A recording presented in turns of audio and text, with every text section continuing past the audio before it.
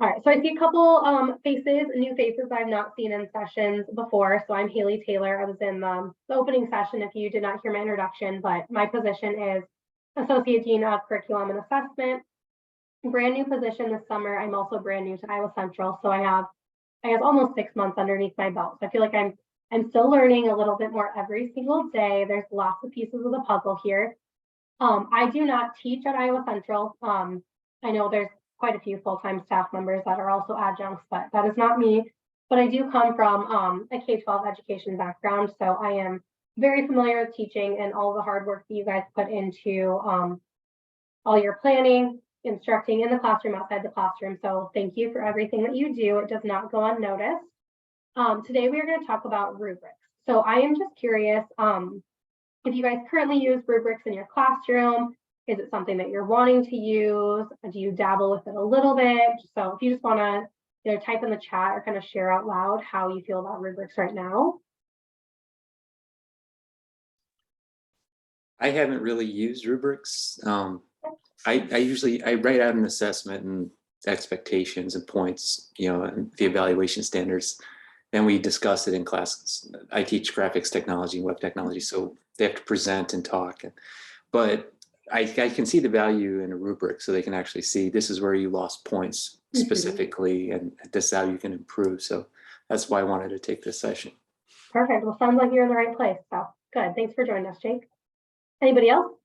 I also haven't used a rubric yet, but I'm teaching a new class this spring. And so one of the assignments in that class, I feel like could benefit from a rubric just to help me with grading even, and also for the students just to know where they're getting points for and those types of things. Yeah, absolutely. All right. Oh, I've got a question real quick. I've worked with rubrics before, but generally they were developed by other faculty, maybe for a certain class that a lot of us taught. And they had different categories listed, and then they list the number you give if it's this, if it's satisfactory. But they've always seemed very subjective. So it's very like, how do I know this column or this column or this column? So I was wanting to find out more about how you can make them work more for you, being more objective than subjective. Yeah, awesome. All right, so I do have a presentation to share with you guys today. Just a second to get it pulled up.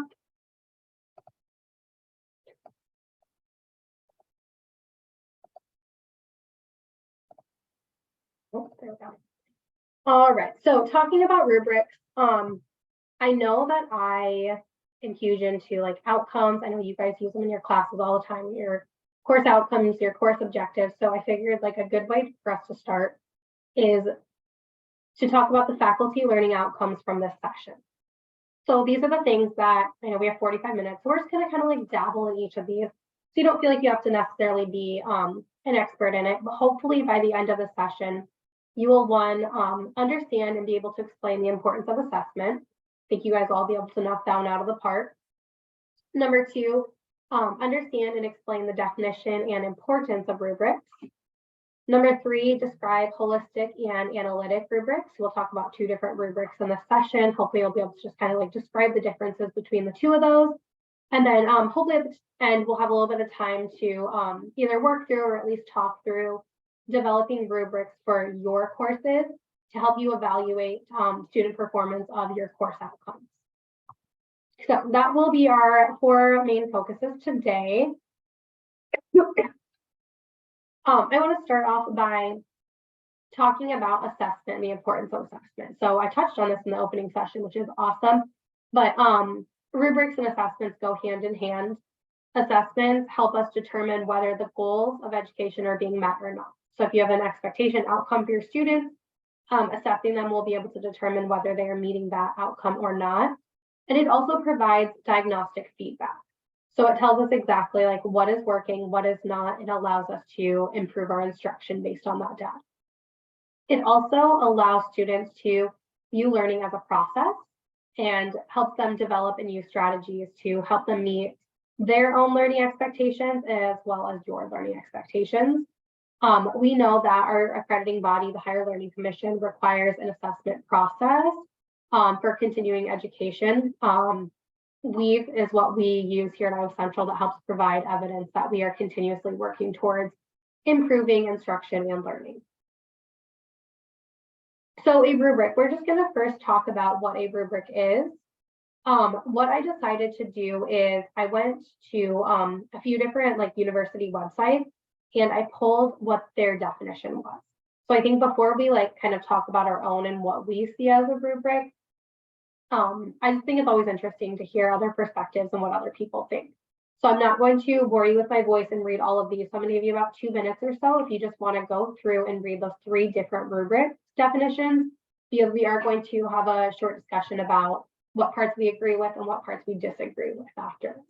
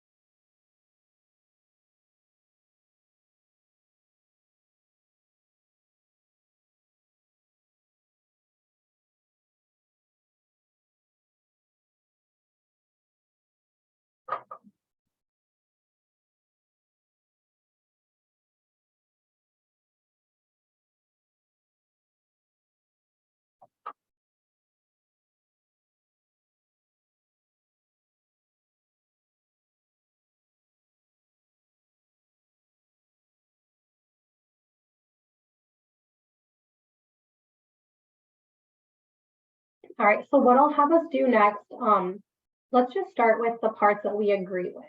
So if there was a statement or a sentence or just a piece of a definition that you thought really encompasses what a rubric is, I'll have you share that now. Type, chat, whatever you guys are comfortable with.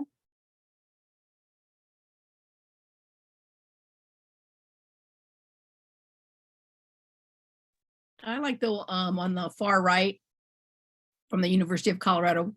Mm-hmm. What do you like about that, Lisa? Just that it sets the criteria so that the students know what it is that I'll be looking for. Mm-hmm. Yes, absolutely. Yeah, I agree with that as well. I like the one from Yale. I think it's that's kind of the way I try to view it too, is students need to understand my expectations. Mm-hmm. So it's kind of more of a professional setting, like if a boss is asking you to create a certain project, these are the expectations in order to earn your paycheck, kind of thing. Mm-hmm. Absolutely. Yeah. I don't know if you guys are familiar with the author Brené Brown. So in her book Dare to Lead, she says, one of her quotes, and I feel like it stuck with me ever since I read it: clear is kind, unclear is unkind. So if you're being clear cut, this is what's expected out of you, that's the kindest way to do it. So I like, Jake, your example of in your job, right? You want the expectations of what your boss is expecting out of you.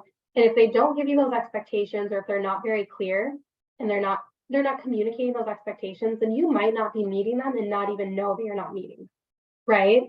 So being clear, super important. If we're able to be clear with our students and ask them or share with them what is expected out of them for each assessment, that's the kind thing to do, right?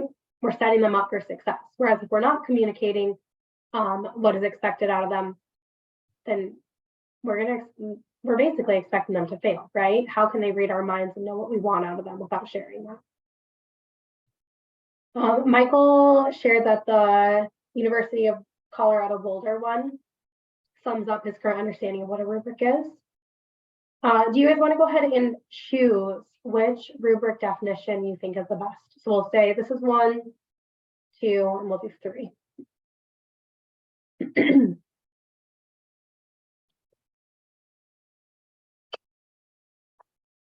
I'm seeing lots of 2s here.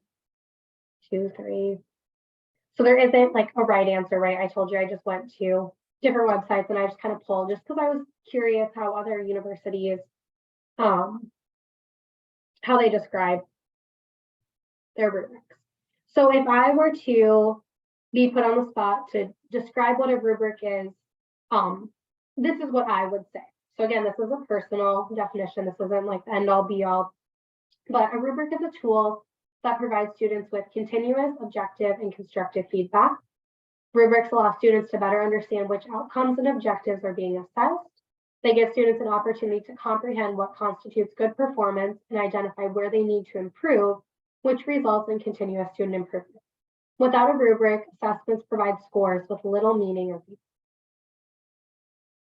So I think it kind of encompasses like the most important pieces of those definitions before, like we're communicating with students what is being assessed, what is being expected out of them in order for them to be deemed successful on an assessment.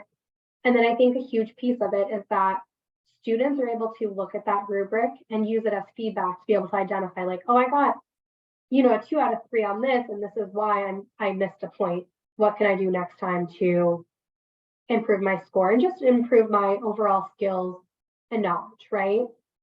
I also think what's really great about a rubric is that you're providing the score like you would for any other assignment. You're putting it in the grade book, but by using a rubric, you're giving students individualized feedback without having to write a bunch of comments.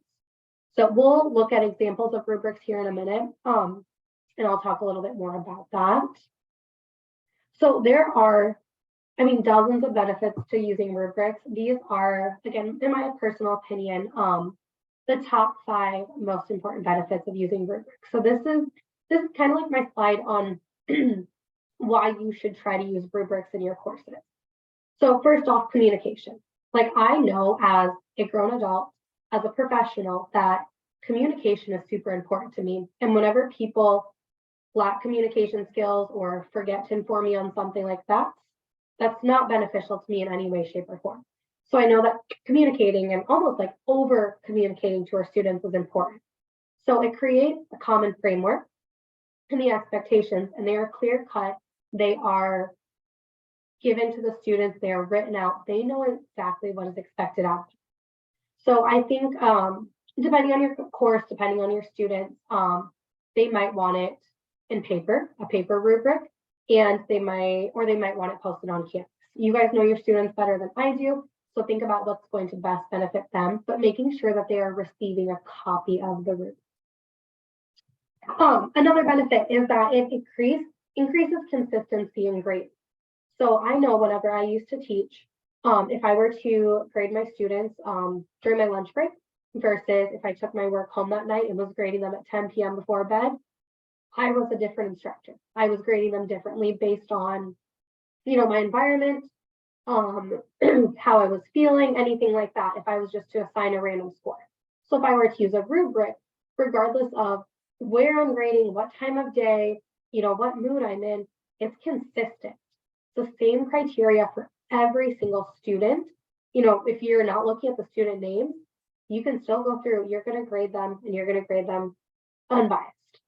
It's also really great because if you have, like if another instructor were to look at the assessment and look at the rubric, they should be able to grade it in a consistent manner as you would.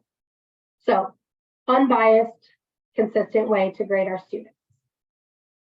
I touched briefly on this a moment ago, but providing feedback more efficiently. I know how much time and effort you guys put into grading and providing feedback for your students. So if you're able to do that at the same time, provide them a number score as well as feedback and do it pretty quickly, that's great, right? That's beneficial to you because you're saving time, you're saving energy and effort. And that's also beneficial to students because instead of just getting that raw score, say 9 out of 10, they know exactly why they got that score. They're getting that feedback and they're able to identify where they need to improve. Which leads us to our next one, student self-improvement. We always talk all the time about how can I as an instructor improve my teaching? Well, we know that you can bring a horse to water, but you can't force them to drink. So if the student has an idea of what they need to work on and improve upon as an individual, that is going to be so beneficial. If they're able to use that rubric to evaluate their own work before they even turn it in, then that's even better, right? And then they can also use the instructor feedback that you provide to improve for their next assessment, for other classes, for life skills. It's going to help them figure out what exactly should my personal goals be, what can I improve on. And then lastly, the one that I think is the most important is that we're going to use that data to improve instruction. So we know that data from a rubric is super specific, right? You're identifying exactly what they're doing well or what they're missing, and we can use that data to make necessary changes in the curriculum and also be able to evaluate the effectiveness of the course or the program. So I found this quote from Grant Wiggins. I think it's really great. For as long as assessment is viewed as something we do after teaching and learning are over, we will fail to greatly improve student performance, regardless of how well or how poorly students are currently taught or motivated. So again, just tying in with that last one is just knowing that assessment isn't the end all be all. Like a lot of the time we think of it as like, the destination is to get to the assessment, but really the assessment should help drive our instruction. All right, so we're going to start talking about the steps on how to create a rubric. So some of you, depending on how comfortable you are with this, might already know these. These might be new to you. They're just really great things to keep in mind. So before you even create an actual rubric, you need to think about the purpose of your assessment. So what is the assigned task? What are you asking them to do? Are you having them write an essay? Are they creating a project and presenting it to the class? Like figure out what exactly you want them to do. And then also which outcomes are being assessed. So looking at, you should always have your course outcomes, but see if you can tie in department or program outcomes or even institutional outcomes. So what are you assessing your students on? And then are all tasks in the assessment equally important? So this will help you kind of figure out what type of rubric to use. If I were to ask students to write an essay, am I going to assign as many points to like the grammar and spelling as I'm going to for the thesis and the evidence? Like think about like how you're going to weigh what's most important whenever it comes to that assessment. And then also what kind of feedback do you want to provide to your students? So kind of keeping all those questions in mind, answering those before you begin developing your rubric. The second step is to decide which type of rubric you're going to use. So there's two main forms of rubrics, holistic rubric as well as an analytic rubric. I'm going to talk about the differences between both of those here later on in the presentation. But that's super important, is just figure out what type of rubric you're going to use. And then you are going to determine your criteria. So the criteria, these are the skills or the knowledge that you want your students to be evaluated on for this assessment. So there's probably, dozens in your course, the skills and knowledge. You don't have to evaluate them on all of them every single time. So just kind of pick a few, and then each criterion should be different, but the language should be very clear cut. Remember who the audience is. Depending on your course and your students, your rubric might look a little bit different. All right, so then your rating scale, think of this as like the numbers, right? Usually we see like 1 through 5 or 1 through 3, and this is your level of performance. So if you are using your rubric to grade, you will attach point values, so numbers. So think of like 5 being the highest score, 1 being the lowest. And that will help you like speed up the grading process if you attach numbers to your rubric. And then you're going to create descriptors. So the descriptors should be measurable and they should show progression. So from the lowest level to the highest performing level, you should see like each time you go up a point or go up a level, it should bump up a pace, right? Like your bar is set to here, this would be your 5. And then each time it's just going to like slowly bump down what you are expecting from students. So think about the question whenever you're coming up with descriptors. How would you describe acceptable student outcomes as well as work that falls below expectations? So if you're thinking about what you are expecting out of students and what your students are capable of, that is going to help you create that rubric. All right, so we are going to talk about 2 different rubrics here, a holistic rubric as well as an analytic rubric. So a holistic rubric, before I even go into what it is, this is what it looks like. So here are all of the descriptors. And this one doesn't necessarily have criteria. This is just an overall one rubric for the entire assessment. And so these are the rubrics that you are not going to use very often because there's just a single score or rating given for the entire assessment. So for example, this one was used, this is like a writing rubric, a tool that can be used for a written assignment. And what you will notice is that like this would maybe be like 3 points, 2 points, and 1 point. You just get one score for the entire thing. So that might work in some instances. Being completely honest with you guys, I have never used a rubric like this, just because I think that it would be really hard to assign a score to students. So like Tim was saying earlier, how like this would be one of those difficult rubrics to use, I think, because it's kind of hard to say like, oh, well, yeah, the student's doing this part, but they're not necessarily doing this. Like, where do they fall on the rubric? But I think it is just good to know that this is a rubric out there that you can use. This might be a good one to use for presentations if you're just creating the presentation aspect of it. So advantages of it, it saves time. Again, consistent grading. This would be the quickest way to use a rubric because you're really just like circling one part. Disadvantage, like I was talking about, sometimes it's difficult to select the best descriptor if the student work is at varying levels, and it doesn't provide specific feedback for students to improve upon. So one that I recommend is an analytic rubric. And so this is what an analytic rubric looks like. So we have the different criteria on here. Sorry, my screen's kind of blocking some of it. And then at the top for the accomplished, developing, and beginning, those are the different progression levels.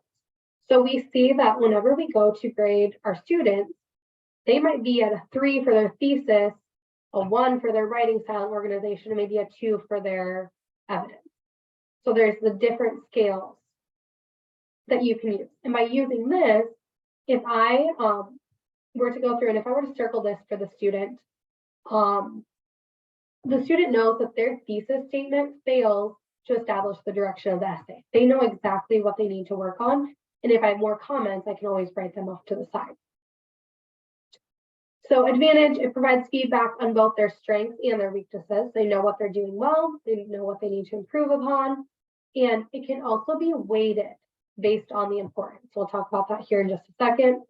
The only disadvantage that I could think of for this is that it's going to take a little bit more time than the holistic rubric, but really not as much time as you would think. So for example, if I think that down here at the bottom, the evidence, I know it's kind of cut off, there we go. If I think that the evidence is the most important piece for the grade, I could double this. So I could make it worth 6 points instead of the 3. So you would just double all of the columns. So if they landed here, they would get 6 points. If they landed here, they'd get 4, and here they would get 1. What you might not know about rubrics is students can always land in the middle somewhere. So even though there's not a 2.5 listed, if you feel like they fall somewhere underneath this and somewhere underneath that, you can mark that in, right? Like this is your rubric to use. I always prefer to use rubrics on paper. That is mostly just because I can underline things. Like if they did a really good job, like clearly, concisely stating the main point, you could underline that, but maybe it lacks clear direction for the body. You could underline that as well and then give them a 2.5. So like marking up, like highlighting, underlining, making notes on here. That's why I personally prefer to do it on paper. I know that some people are using Canvas, rubrics within Canvas, so then that would give you the opportunity to do it on Canvas. If that is what works for you, of course, do what works best for you. So some effective rubric tips. So these are things that I recommend always keeping in mind when you use rubrics. I want you to include the title of the assessment or the assignment at the top of the rubric. So if you just hand, like throughout your course, if you're just handing your students rubrics or posting rubrics, I think that just lacks organization. Maybe it would confuse students. We know we want to be clear cut with our communication. So if I am grading an argumentative essay, I'm going to write that at the top, like unit 3 argumentative essay. And then I would also add in the due date if I have that. So just being as clear cut as you can with students. Try to limit the rubric to 1 page. So if I were to have this rubric and have it on 2 pages and students are like flipping back and forth, or if it runs off, like cuts it off halfway through and it's on the back page, I just think that if we are keeping our students in mind, trying to limit it to 1 page, or if you have to, just like the front and back of 1 page, making the margin size smaller will also help with that. Rubrics should be used from the time you introduce the assessment until the end. So if I were to ask students to prepare a presentation, I'm not going to have them work on their presentation and then come time to the day presentations are due and they're ready to present in class. I'm not just going to hand them this rubric and say, hey, this is how I'm going to grade you, right? Like this is what I'm assessing you on. I think that that should be, your rubric should be given out the day you give your directions, and they should be given together. So students know exactly what you are going to be assessing them on and what exactly their instructors are looking for. I recommend, and you don't have to do this every single time, but ask your students to evaluate their work prior to submitting their work using the rubric. So again, if it's the day of presentation, if you have time in class, use class time before presentations to say, hey, pull out your rubric or pull up your rubric on Canvas and take a minute to go through. And if you were the instructor and you saw this presentation, what grade would you give yourself?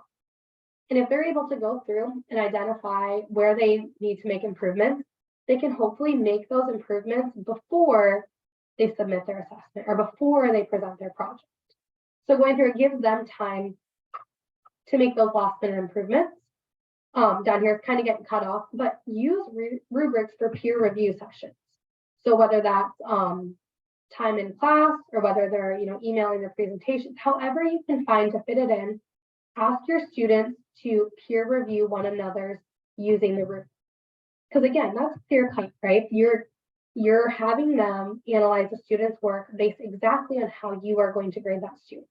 So having a second set of eyes, looking through it, marking the rubric, giving that student feedback so they can make those adjustments. And again, I know you don't often have time for peer reviews in class, but use it when you can, or even remind students, hey, like we don't have time in class today, but if you can find, a friend from this classroom or even somebody from outside the classroom, a friend, a parent, family member, have them look at this rubric and have them grade your project. What would they give? That's going to help students identify where they have room for improvement before they submit. So when to use rubrics? You can only use rubrics when the assignment has more than one answer or not a right or wrong answer per se. So if I were to give out a multiple choice quiz, does that warrant a rubric? No, right? Because it's just a yes or no. Did they get it right or did they get it wrong? There's no variation. So rubrics can be used for self-assessment. It doesn't even have to be for a grade. You can use it for peer review. Any type of performance. So presentation, I know we have, theater performances, musical performances, and then also formative and summative assessments that again don't have or have more than just one correct answer. So multiple choice is just really off the table for rubrics. I added in a quote down here, something that I always think of. So I know formative and summative assessments can sometimes get a little wishy-washy. When the cook is tasting the soup, that's the formative assessment. So that's kind of like in the middle of the instruction, right? Like in the middle of cooking, like, how does it taste? Like, do I need to add anything else? Is it missing something? And then whenever the guest eats the soup, that is the summative assessment. That is the final assessment. So your finals, those are summative assessments. And really anything you do in between is your formative assessment. I think that's just something good to keep in mind. All right, so I have some resources I'm going to go through with you guys. I have a Google folder set up. You guys can access these resources. I will actually copy and paste that and put it in the chat. And then I'm going to walk you through some of those resources too. All right, so you should have access to that.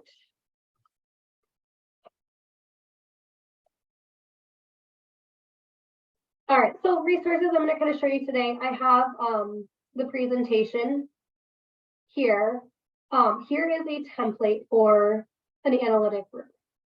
So I want to let you know that rubrics exist all over the internet. Like, you should truly never have to, I shouldn't say never, 99% of the time, you should not be creating a rubric from scratch. I think that that is a waste of your valuable time.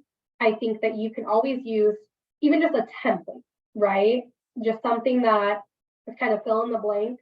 Or if you Google a rubric for a argumentative essay, you're going to find something out there. Is it going to be perfect? Is it perfectly going to match your assessment, your outcomes?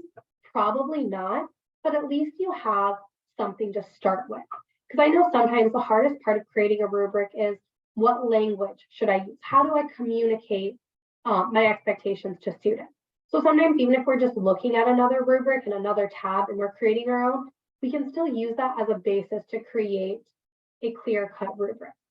So what I have here, this is simply just a template. It does not have any descriptions. It doesn't have any criteria. It just has a basic table with the basic setup that you can use.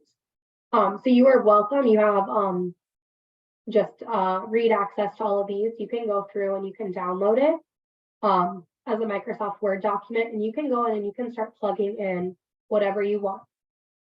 You are always welcome to change numbers. You are always welcome to change the levels. So right here, I just did 3. That's very basic. You might have 5 levels. I would not go more than 5. I think that just might get a little too complicated for you to grade as well as for the student to read. What I do always recommend, though, is having a score column right here. So if I were to go through, if I'm doing it on paper, usually I circle it. I do a big circle. If you're doing it on the computer, you can go through, you can highlight. Maybe you can underline something so students know exactly what they hit. And then you can put your score here so that whenever the time comes, all the way down at the bottom, you'll be able to do their final score. So again, just kind of a basic template. If you ever want to download this and make a copy of it, you can. So it's the analytic rubric. That is the one that I recommend you use most of the time. At the top, there's a place for you to put the title of the assessment as well as the due date. There's also a holistic rubric template.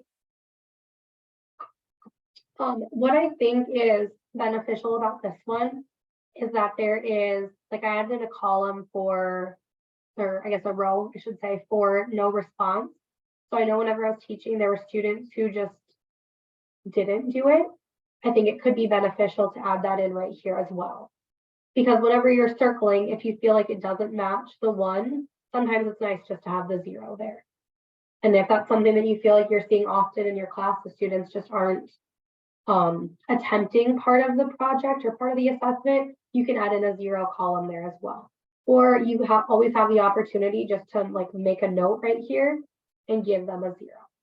So don't feel like you have to assign them one of the numbers on the rubric. You can always do a variation, whether it's middle number or a 0. That's always an option. So this one right here, again, just the holistic, same thing. You have the title of the assessment, the due date, the different levels of proficiency, and the description for each of the criteria. A couple other resources here. I have a checklist.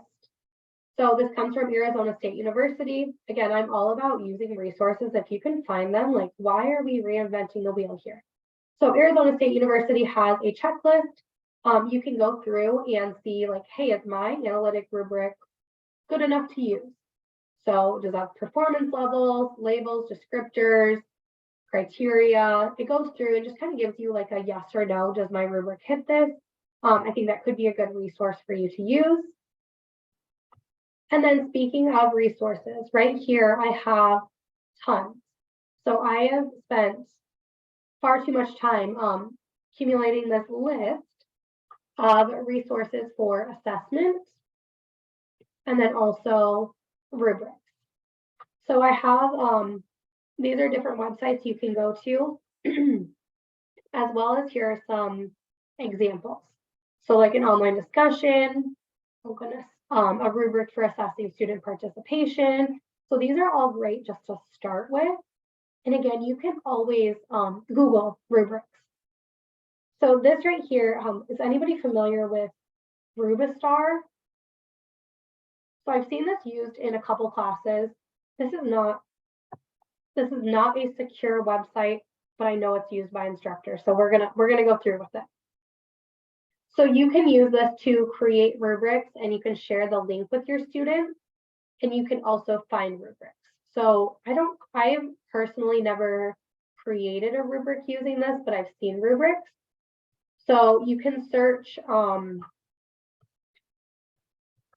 just gonna search presentation.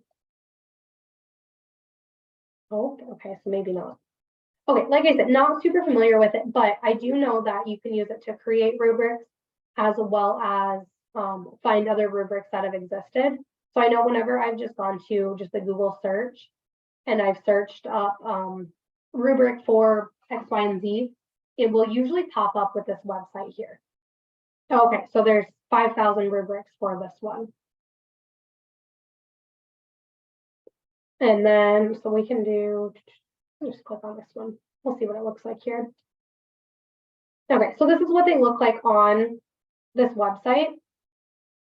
So kind of the same basic setup that we've looked at, the category and the different descriptors. And so what's great about this website is you can literally share this link to your students and they have access to it. Or you can print it.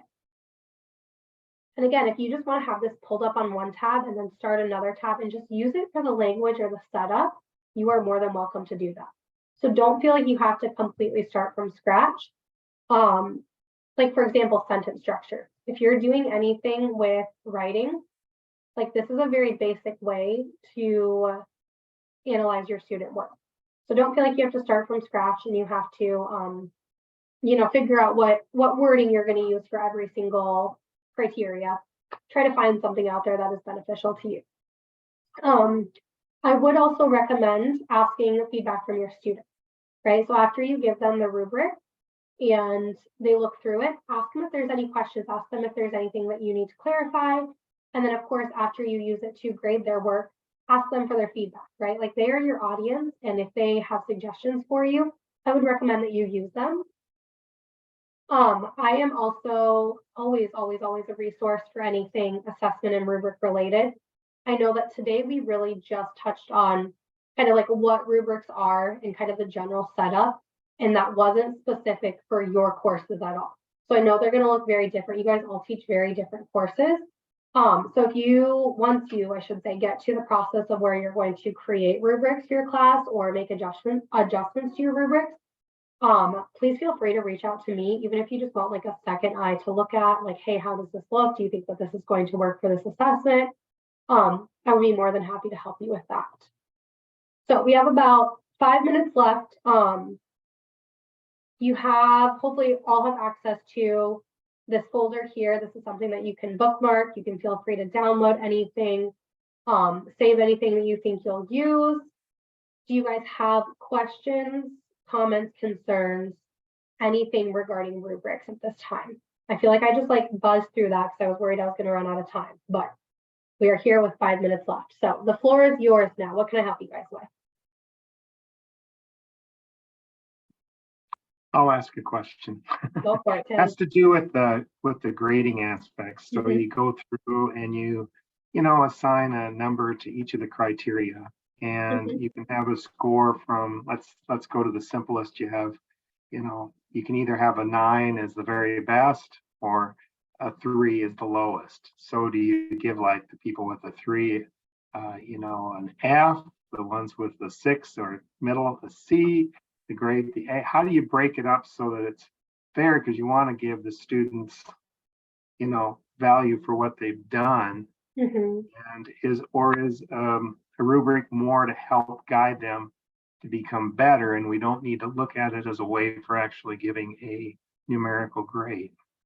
So I think that you could use rubrics just to provide feedback, but I think you almost have to use it for a grade. Otherwise, I don't want to say what's the point of using it, but I know how much time and effort you guys spend into grading, and I think it would be silly not to use it for a grade. Like if you're spending this much going through providing feedback, assessing students, I think it is important to use it for a grade. So whenever you go to set up your rubric, I think you need to kind of have that in mind. Like how many points is your assessment worth? So for this one, for example, there's 5 criteria, could be possibly 3 total points. So this assignment could be worth 15 points. And these would be the different, so like 3 points would be the highest. So this would be like your ABs, your CDs, like really your C, and then your D and your F. You can always make those points higher. So if I thought that this assessment I'm giving is worth more than 15 points, say it's worth 45 points, I could still keep all of this the same and then just tell them that their total score is going to be multiplied by 3. So it's out of 45. So just always keep in mind what the total score is going to be. And that'll kind of help you decide. And then kind of keep in mind, like this is like your top notch, your top performing students. These are kind of like your middle of the road students, your developing students. And then these are your beginning students who are really just starting to begin developing those skills and the knowledge for your class. Okay. Did that answer your question? Yeah, I think, yeah, it helps a lot. I just want to make sure that it's, you know, that you don't bias anything and that you want to make it fair for everybody. Absolutely. And come out, you know, feeling that you've graded them equally amongst the students and that it's okay, you know. Yeah, so and that's why I think that giving the middle of the row number, like a 2.5 out of 3, like that's okay too. Because if you feel like they're somewhere falling under the 3, but also falling under the 2, that's where I would identify, like either underline or highlight what and why they got that score before you give them that score. Because if they question like, oh, like why did I only get a 2 instead of 3 when I had this part of the 3? Well, underline it. Like just giving them as specific feedback as you can. And like I said, underlining and highlighting instead of having to go through and write it out is super beneficial. And then that hopefully will justify why they got the score. Thank you. Yeah, absolutely. Any other questions, comments, or concerns from you guys? Okay, so what I want from you, is I want you to challenge yourself to try to use a rubric or one more rubric than you use right now in one of your courses this semester. And then I also challenge you to use it for your week project. Because then I think that that would really help you evaluate, like, how did this assessment go? How did this rubric go? Was this rubric what I wanted it to be? Did it provide clear-cut expectations to students? And it helps you figure out, am I really evaluating what I want to evaluate for this assignment? Because you don't have to assign points to everything, right? Just because you're asking them to do this big drawn out essay doesn't mean you have to grade every single aspect of it. If you're not looking at grammar and spelling, like if that's not important to you, you don't have to grade it, right? You don't have to assign a number and a point value to everything. Really hone in, focus on what the outcomes are that you're using and how you can assess those outcomes. And a second set of eyes is always beneficial. So feel free to always ask for feedback from, you know, instructors that you work with on the daily, students, myself. You're always welcome to reach out to me. Perfect. All right. Well, I want to thank you guys so much for participating in the first winter T4T. If you participated all day, you guys just knocked out 3 professional development hours, which is great. You will hopefully see that in your professional development portal. It'll probably be pending for a while within the next couple of weeks. So if you don't see that by, I would say the end of February, please reach out to me and we'll make sure we get that figured out. So Thank you guys so much for spending your last day before coming back, hanging out with me and everybody else. So Thank you, Haley. thank you That's very guys. helpful. Enjoy Thanks, the rest Hailey. of the day. I'll see some of you tomorrow in person. Sounds good. Thank Bye, you. Bye, everyone. guys.